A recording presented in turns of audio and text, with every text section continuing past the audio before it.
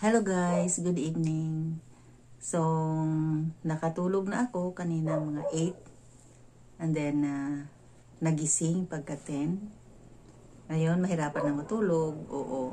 So, alam ko maraming mga tao na ganito. Lalo na yung mga matatanda. Katulad ko. Okay? So, ngayon, upang makabalik ako sa tulog, iinom ako ng mint teas. Mint teas, okay. So, ang gagamitin ko ngayon is itong all mints. Sa Bisaya pa is herba buena. Okay, mint. Ayan. Ayan. So, lagay ko dito sa mainit na tubig. Ayan. Upang makatulog. And then, ito din. Mint din ito. Spearmint. Okay, ito. Or peppermint. Ayan. And then, ito is chocolate mint or Java mint. Ayan. Ang dami. Ito mint pa rin. So, ganyan lang. Kasi, hindi naman pwedeng inom tayo ng kape. Diba? Para lang may mainom habang hindi nakakatulog. Yan, ganito. So, kaya mayroon ako maraming different kinds of tea or different kinds of mints. Okay?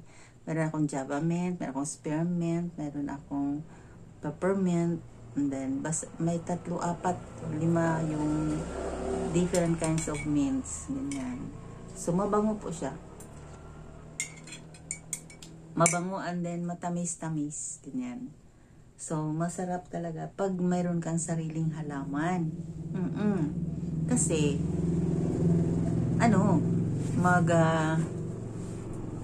kung gusto mong uminom, ayan, inom ka.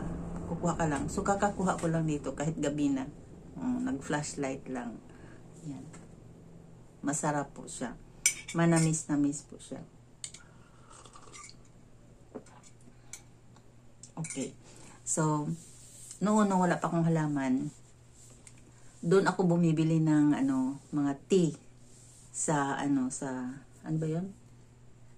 Tops and bottoms. Kasi mayroon doon maraming mga different kinds of tea na galing China. Oo. Kaya yun. So, ngayon na mayroon na ako mga collected different kinds of mints. So, mayroon na akong sariling Prisco nga peppermint, Java mints, spearmints, and ano nga yung isa? Kalimutan ko na. Okay, so ganon. Pwede ba? Now, bakit ba hindi tayo makakatulog? Ako, in my case, hindi lang ako, may mga matatanda din talaga na nahirapan matulog. Bakit nga sila nahirapan matulog? Bakit nga ba kami nahirapan matulog? Kasi dahil matanda na, nag-iiba na talaga ang the sleeping schedule sa mga matatanda. So, kailangan kapag matanda na tayo, kailangan na makatulog tayo ng at least naman lang 5 to 8 hours a day. So, the whole day, 24 hours, kailangan makatulog tayo na at least man lang 5 to 8 hours. Mahaba na yung 8 hours. Kasi kailangan yun sa ating katawan. Kasi mahina yung pag-regenerate ng ating mga cells sa ating katawan pag matanda na. And then, yun. Paano makatulog? Yun ang problema. So, kailangan na matulog ng maaga. Kaya, kailangan 8 o'clock matutulog na ako. Yung iba naman, ganun din. Alam ko yun. Na kailangan din lang matulog ng maaga. Kapag lumampas na sa 10 o'clock o 9 o'clock, nahirapan na yung matulog. Kasi, yung katawan natin, pag 10 o'clock na, kailangan na siya, nakatulog na siya. Kasi, sa mga oras na yun, ay dapat ang ating katawan ay nakapag-regenerate na. Oo, ganon. Ganon po yun. From 10 to 3 o'clock, yung katawan natin, kailangan natulog, kailangan na at rest upang makapag-regenerate, makapag-heal, ma-heal niya yung mga nasisira nating cell sa katawan sa the whole day natin na mga activities, ganun, oo. So, dapat matulog. Okay yung mga mga teenagers, mga bata-bata pa, kasi yan sila super active, yun. So, pwede silang hindi matutulog buong gabi, kasi bata pa sila Pero sa mga matatanda na, ang hirap. Ma-weaken ang ating katawan kapag hindi tama or sakto ang ating oras sa tulog. Ganun. Oo. So, may mga minsan lang na kahit nakatulog na ako ng 8, magising ngayon maaga na ako nagising, 10 o'clock, kung minsan 2 o'clock, kung minsan naman 12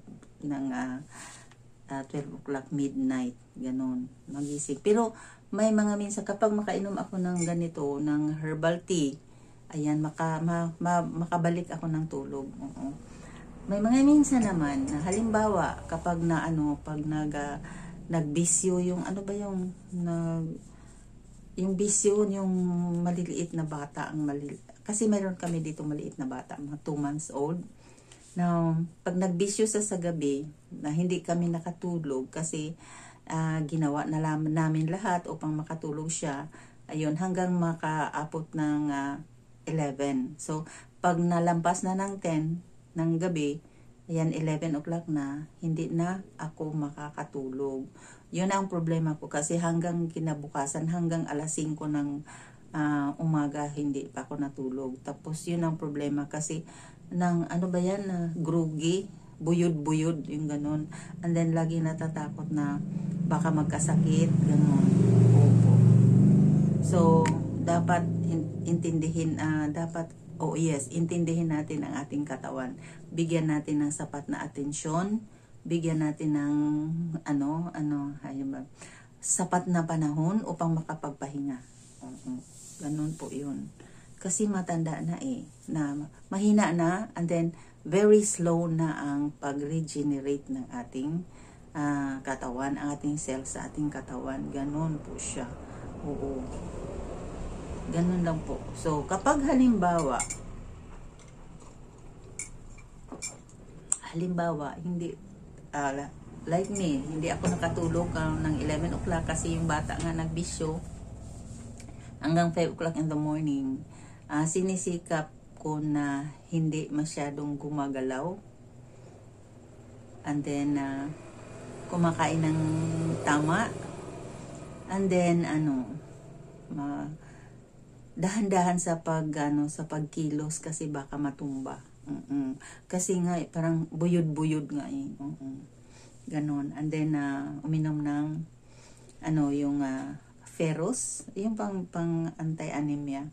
Kasi gano'n kapag hindi tayo makatulog, bumababa yung natin, yung magkakaroon tayo ng anemia o magiging anemic, gano'n po yun.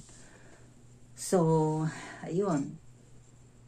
Kailangan pag matanda ay, pakinggan natin ang ng ating katawan. Yun. So, sa bata pa tayo, hindi natin yan pinakialaman malalaman na lang natin na mayroon tayong hindi magandang nararamdaman yun pa lang naman na natin na mayroon palang tayong sa katawan. Okay? Pero pag namatanda na tayo, kailangan bawat oras, bawat panahon, bawat araw, kailangan pakinggan natin ang ating katawan. Ganun. At pag mayroon tayong hindi magandang nararamdaman, subukan nating studyuhan kung anong dahilan, anong nangyari, and then dapat alam din natin ang mga first aid na mga pwede nating gamitin. Pero kung lumala nga, ayun, kailangan nating mamunta ng doktor, ganon.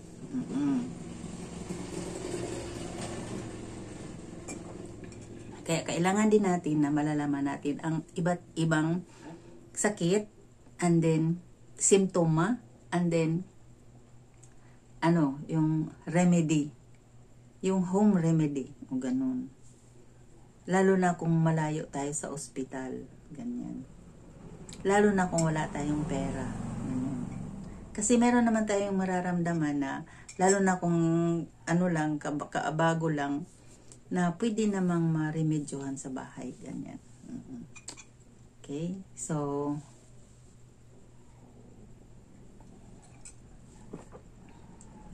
hanggang dito na lang po, and then maraming salamat.